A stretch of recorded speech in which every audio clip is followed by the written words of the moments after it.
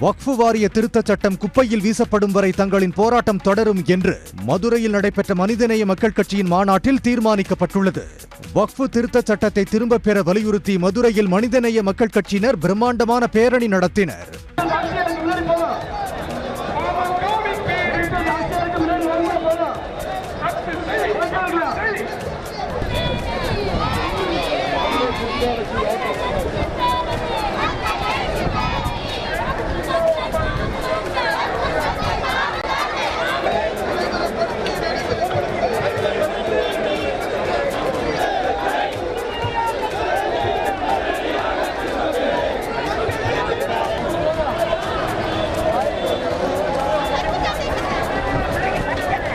பின்னர் நடைபெற்ற மாநாட்டு கூட்டத்தில் பேசிய கட்சியின் பொதுச் செயலாளர் அப்துல் சமது, வக்ஃபு சொத்துக்களை அபகரிப்பதற்காகவும் முஸ்லிம்களின் அடையாளங்களை அழிப்பதற்காகவும் RSS பாஜகவால் கொண்டுவரப்பட்ட சட்டமே வக்ஃபு திருத்த சட்டம் என்று சாடினார்.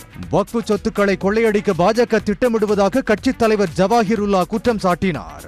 இந்தியாவில் இயங்கும் இஸ்ரேலிய நிறுவனங்களை வெளியேற்றுதல் உள்ளிட்ட 9 தீர்மானங்கள் இந்த மாநாட்டில் நிறைவேற்றப்பட்டன.